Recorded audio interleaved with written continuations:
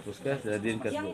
Beberapa kali berobat di puskes dan nggak sembuh, jadi dirujuk pertama kali ke Benteng, ke akademi.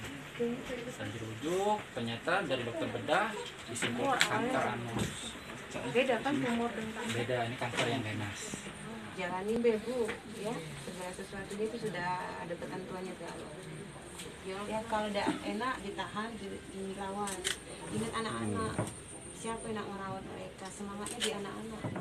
Ya, jadi sekarang ini berjuang bukan hanya untuk ibu, berjuang tuh untuk anak-anak itu, ibu anak.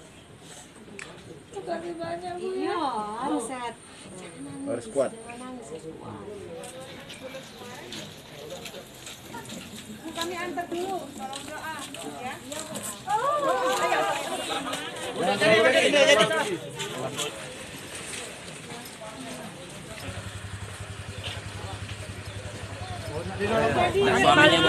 Balik ke motor. Kalau ada apa-apa kami suami hubungin kami.